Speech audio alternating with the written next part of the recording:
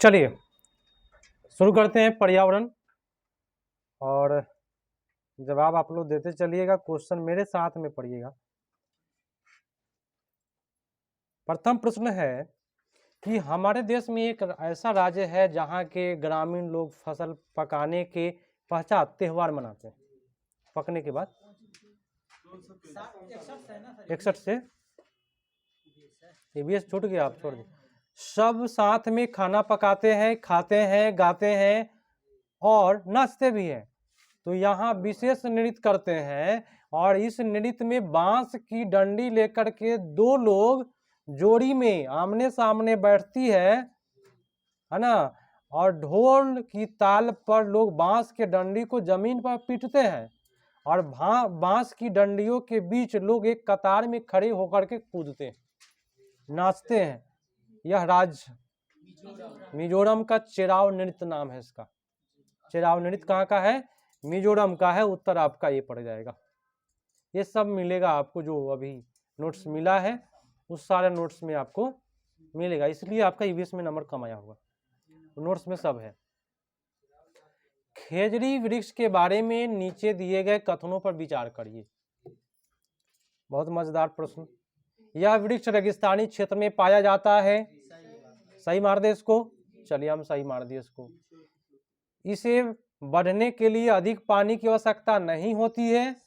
यह भी सही है, क्योंकि खेजड़ी रेगिस्तानी इलाका में होगा तो पानी कहाँ से आएगा। तो सही चला गया।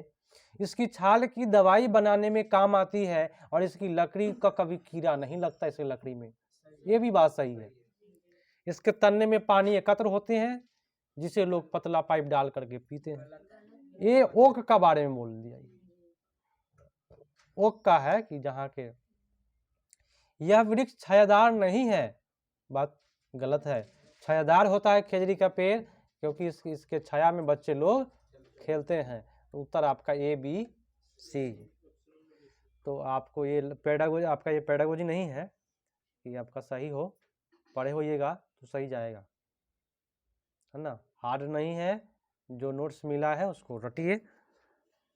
निम्नलिखित में 3 पेट्रोलियम उत्पादों के समूह को चुनिए। कौन कौन सा पेट्रोलियम है आप लोगों को चुनना है। मोम, कोलतार और ग्रीस, ये तीनों जो है वह पेट्रोलियम से निकलता है। आजकल ठंडा का मौसम है, और जो वैसलीन जो होता है वो भी पेट्रोलियम जेली लिखा होता है उस पर। उत्तर आपका ए। अब चलिए, ए आपका बनाने वाला है, हम बाद में बताएंगे। थोड़ा सा यहाँ प्रॉब्लम है, लास्ट में हम इसको बोर्ड पर करा देंगे। अभी जो पेडागोजी है उसको करा लेते हैं, ये भी मैथ को छोड़ते हैं। जो भी मैथ है उसको हटा के चलेंगे, उसको बोर्ड पर करा देंगे। पेडागोजी करते हैं केवल, ठीक है। निम्नलिखित में कौन सी परियोजना मिशन गंगा जल को स्वच्छ करने के लिए एक विकल्प है? मैंने गंगा के जल को स्वच्छ करता है, तो मिशन चल रहा है राष्ट्रीय स्वच्छ गंगा मिशन एवं गंगा एक्शन प्लान। इसके तहत जो है आपका उत्तर सही जा रहा है। गंगा जल को नमामि गंगे यमुना एक्शन प्लान, देखिए उसके साथ में यमुना एक्शन प्लान भी है, तो वो गलत ले जा रहा है। आपको गंगा के बारे में बताना है, ठीक है। तो ऑप्शन में जो साथ में रहता है ना, उसको भी प्रभावित कर देता है। देखिए हम नमामि गंगे बोल रहे हैं गंगा के लिए, लेकिन उसके साथ में यमुना एक्शन प्लान कहाँ से आया भाई? ये तो यमुना नदी के लिए होगा कि नहीं? तो आप उसको क्यों करेंगे? अगला, भोजन के निम्नलिखित समूहों में से उस समूह का चयन कीजिए जिसमें सभी इकाई प्रोटीन समृद्ध स्रोत हो। अंडे, दाल और मछली, सबसे ज्यादा प्रोटीन इसमें मिल जाएगा। या साबूदाना जो होता है, क्या बोलते हैं, सोयाबीन। हाँ, कितना नंबर प्रश्न पर थे हम लोग? 68 पर आ जाए। चलिए आप लोगों को बताना है, निम्नलिखित में वह युगल चुनिए जो हमारे देश के एक राज्य और एक केंद्र शासित प्रदेश से मिलकर बना है। वो कौन सा राज्य है बताए? अरुणाचल प्रदेश और पुडुचेरी जो है वह केंद्र शासित प्रदेश से मिलकर के बना है। एक राज्य और एक केंद्र शासित प्रदेश पुडुचेरी, ये वाला। अरुणाचल प्रदेश उधर वाला, पुडुचेरी बोलते हैं उसको। नया नाम क्या है उसका? हाँ। अगला प्रश्न है, निम्नलिखित राज्यों के उस समूह को चुनिए जिसके समुद्र तट बंगाल की खाड़ी पर है, बताएं कौन सा? आंध्र प्रदेश, उड़ीसा, तमिलनाडु। देख लिए बंगाल की खाड़ी पर अभी बताए हैं, आंध्र प्रदेश, उड़ीसा, तमिलनाडु, है ना, ये बंगाल के खाड़ी के। और वही कहता कि अरब सागर के तट पर तो होता क्या, केरला, कर्नाटका, महाराष्ट्र, गोवा, गुजरात, ये सब। एक प्रश्न टकराया। दूसरा का प्रश्न फिर से टकराने जा रहा है, मध्य प्रदेश के 3 समीपवर्ती राज्य। तो मध्य प्रदेश यहाँ है, तो इसमें छत्तीसगढ़ भी थोड़ा सा काटता है, छत्तीसगढ़, उत्तर प्रदेश ऊपर मिल जाएगा उसका, और महाराष्ट्र ये तो सटा हुआ है मध्य प्रदेश से, तो उत्तर आपका ए पर। 2 प्रश्न टकराया मैप से, तो मैप जानना बहुत जरूरी है। 2 से 3 4 प्रश्न ऐसे भी जा सकता है। निम्नलिखित में कौन सा रोग मच्छरों द्वारा जनित है? तो डेंगू, मलेरिया और चिकनगुनिया। तो इसमें डेंगू और मलेरिया 2 ही है आपका, बी और डी, ये सही जाएगा। ठीक है, ऐसे हम बता देते हैं, मच्छर से फैलने वाला डेंगू, मलेरिया, चिकनगुनिया। खूब अच्छा नाम है, पूरा लाइन से नाम है, डेंगू, मलेरिया, चिकनगुनिया। ऐसे 2 बार 3 बार बोल दीजिएगा, याद हो जाएगा, डेंगू, मलेरिया, चिकनगुनिया। अगला प्रश्न, चिकन वाला हो वाला खाए वाला ना। अगला प्रश्न, किसी परितंत्र में निहित है। फर्स्ट तो केवल ये आपका जीवित और भौतिक हटा लीजिए। एक क्षेत्र जहां जीवित प्राणी और भौतिक कारक दोनों, माने एक जीवित है, एक जो आंखों से देखते हैं निर्जीव, वो हो गया, वही ना परितंत्र होगा। अगला, हाँ सी, कोई दिक्कत है क्या? देखिए, एक क्षेत्र जहां अपघटक और भौतिक कारक, तो आप सुनिए, अपघटक बोलते जीवाणु विषाणु, वही भौतिक कारक में आ जाता है, उसको अलग से नहीं रखिएगा ना। तो जीवित प्राणी में हम लोग हो गए, ठीक है, और अपघटक भी होता है ना, वो भी आपका जीवित प्राणी के अंतर्गत ही आएगा, तो इसलिए आपको सही जाएगा। अच्छा, राज्य और नृत्य के सही युग्म का चुनाव करिए। कर्नाटक, कुचिपुड़ी, आंध्र प्रदेश, कुचिपुड़ी, बहुत बेटर, आपका यही एक सही है। बाकी का हम बोल देते हैं कौन कौन सा है। कर्नाटक पूछेगा तो यक्षगान होगा, असम पूछेगा तो बिहू होगा, तमिलनाडु पूछेगा भरतनाट्यम होगा, और आंध्र प्रदेश तो कुचिपुड़ी दिया है, याद करना है। नृत्य, निम्नलिखित में कौन सा पौधा घर गैस नहीं है? N2, नाइट्रोजन, बहुत बेटर, आपका उत्तर चला गया N2, नाइट्रोजन नहीं है। बाकी कार्बन डाइऑक्साइड ए वाला ऑप्शन, बी वाला नाइट्रस ऑक्साइड, इसको कहते हैं, सी वाला ऑप्शन को लाफिंग गैस, और डी वाला ऑप्शन है मीथेन। क्या है? तो 3 option, CO2, NO2, CH4, 3 option, और साथ साथ एक जलवाष्प भी होता है, याद रखिएगा। अगला, ओजोन परत के अवक्षय को नियंत्रित करने हेतु 1987 ईस्वी में एक अंतर्राष्ट्रीय समझौता पर हस्ताक्षर किए गए, जिसे कहा जाता है क्या? क्योटो ना, भी होगा, मॉन्ट्रियल। ओजोन वाली बात कहेगा तो मॉन्ट्रियल प्रोटोकॉल, और ये क्या कहते हैं, पर्यावरण, ग्रीन हाउस की बात करेगा क्योटो प्रोटोकॉल, ठीक है। ये मॉन्ट्रियल प्रोटोकॉल जो होता है, संलेख इसमें लिखा हुआ है, प्रोटोकॉल बोलते हैं उसको, वो ओजोन के लिए जाता है, मॉन्ट्रियल प्रोटोकॉल, याद करना है। अगला है कि ईवीएस में नैदानिक परीक्षण शिक्षण किस, अब आ गया पेडागोजी।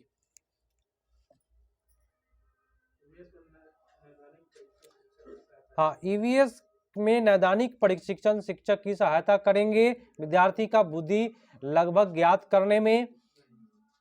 तो ये आपका गलत हुआ ना, तो कूट है, कूट के हिसाब जवाब देना है, तो ये तो गलत हो गया। लगभग, सॉरी, बुद्धि भागफल ज्ञात करने के, तो बुद्धि भागफल से क्या मतलब है, कितना बुद्धि।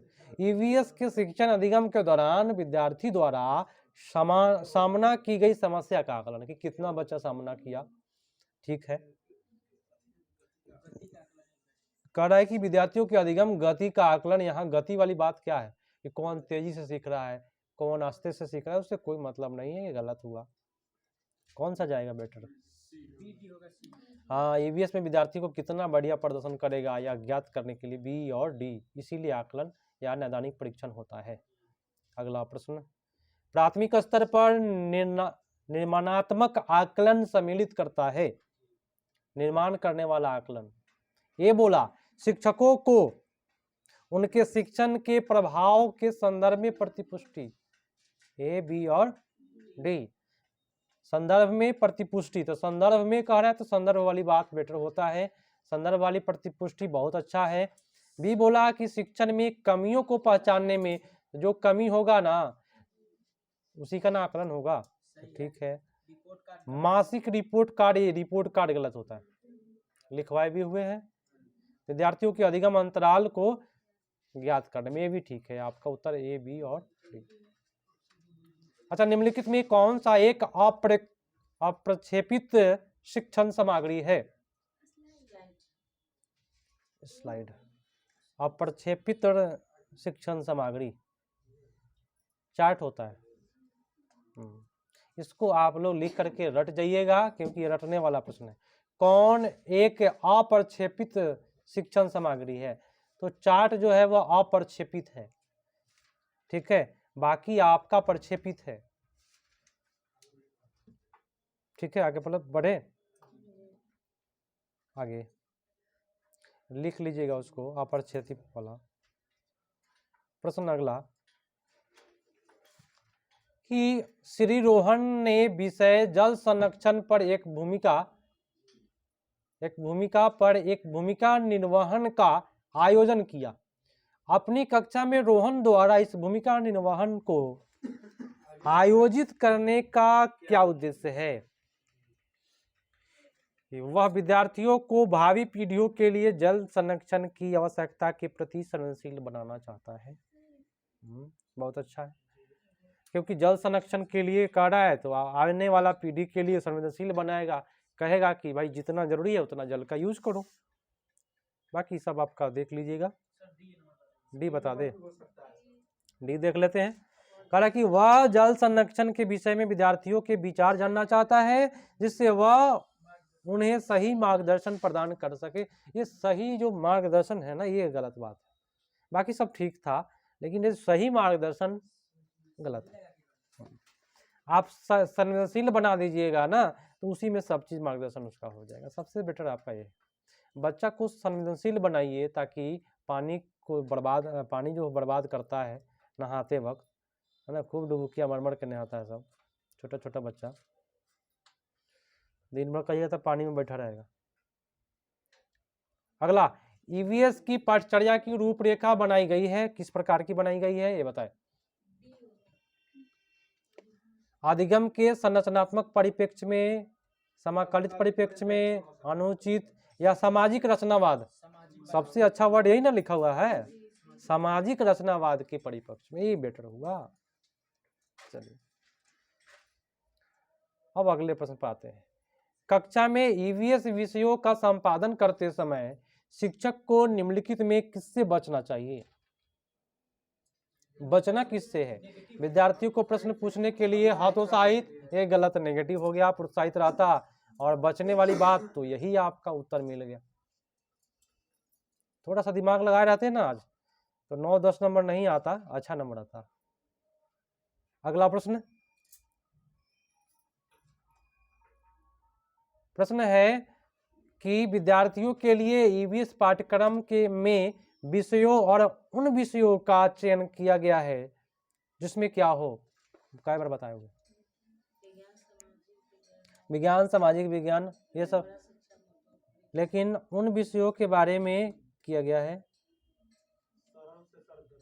फर्स्ट बोला कि विज्ञान, सामाजिक विज्ञान, पर्यावरण शिक्षा के मुद्दों को एक समान अंतरापृष्ठ प्रदान करने के लिए दिलचस्प तरीके से, गलत हो गया। गतिविधि को सरल से जटिल संचालित करने के लिए, ठीक ठाक है।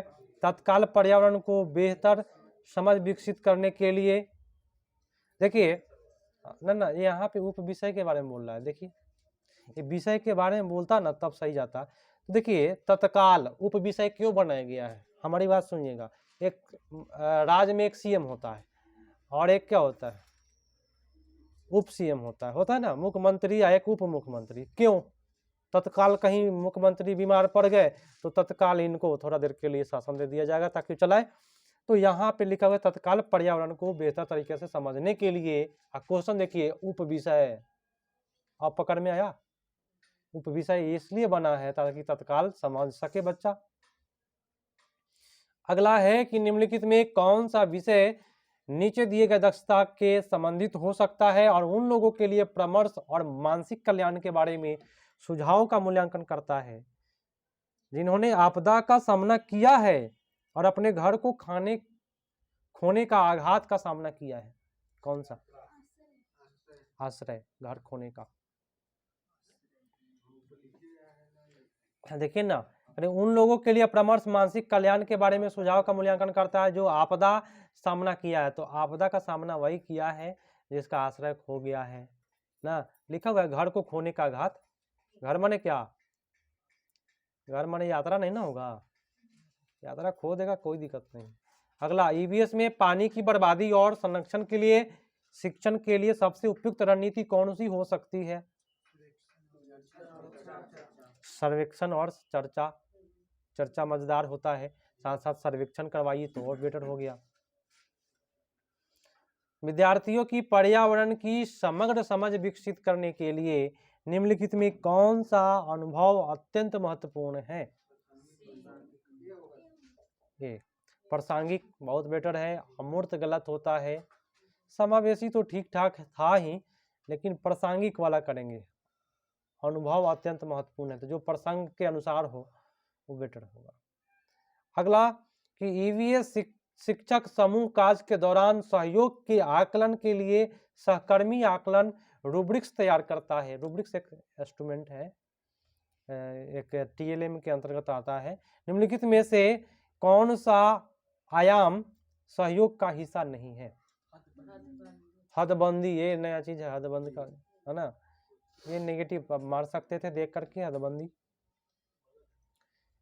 अगला है कि निम्नलिखित में कौन सा पानी के विषय से संबंधित त्योहार मनाते समय बच्चे के संज्ञानात्मक विकास के साथ साथ सामाजिक भावनात्मक पहलुओं को जोड़ने के लिए पर्याप्त अवसर प्रदान करता है? प्रोत्साहित करने वाला, लोकगीत सुनाने और गाने के लिए प्रोत्साहित करना। लेकिन डी होना चाहिए, त्योहार को मनाते समय सामाजिक भावना पहलुओं अवसर प्रदान करता है, यही होगा। बच्चों को लोकगीत, देखिए क्या लिखा हुआ है इसमें, त्योहार की वजह से आपका उत्तर, ये संरक्षण वाली बात मूर्त में जाता है ना। तो त्योहार मनाते समय इसमें होगा कि बच्चों को लोकगीत सुनने या गाने के लिए प्रोत्साहित करना। जैसे ही त्योहार आता है बच्चा से गाना, आजकल फेसबुक पर भी वायरल हो रहा है छठ गीत क्लास वाला, क्या? हाँ उधर के बहुत अच्छा लगता है देखने में सब, जो जैसा, हाँ मेरा भी था। हाँ जीता छपरा में हम लोग करा दिए, छठ ही करवा दिए बच्चे सबसे, छोटा छोटा बच्चा। भाई बच्चे के अंदर उतना तक गुण आ गया, नेतृत्व करने का गुण, दूसरा कुछ मतलब नहीं था। चलिए, ईवीएस में किसी समस्या या चिंता से संबंधित विषय समस्या को तोड़ने में निम्नलिखित में कौन सा प्रभावी होगा? विषय सीमाओं को तोड़ने में कौन सा बेटर होगा?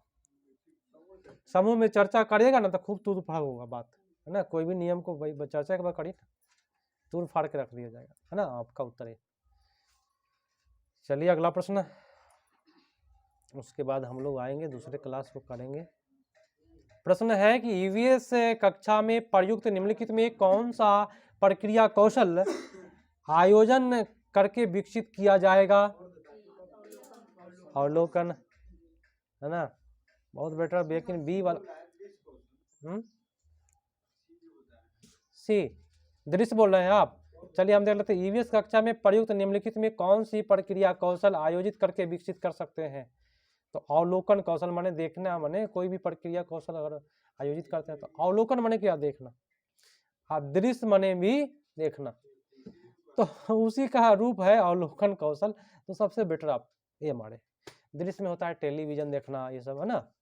अवलोकन में एक प्रकार का प्रशिक्षण हो गया उसका। अंतिम है ईवीएस के विषय में संपादन करते समय शिक्षक को निम्नलिखित में से किससे बचना चाहिए? हाँ, कि ये नहीं सोचिए कि बच्चा सही उत्तर दे और उस पर जोर दीजिए कि सही तो नेगेटिव है। हाँ नेगेटिव है, इसीलिए ना दे रहा है कि बच्चों पर जोर देना, जोर देने वाला बात बच्चा पर करना ही नहीं है। समूह में चर्चा बहुत अच्छा है। स्कूल आधारित आकलन ठीक है, सामुदायिक स्थान भ्रमण करवाएंगे, ये सब आता है ईवीएस में। ये समाप्त हुआ ईवीएस, 20 मिनट में समाप्त।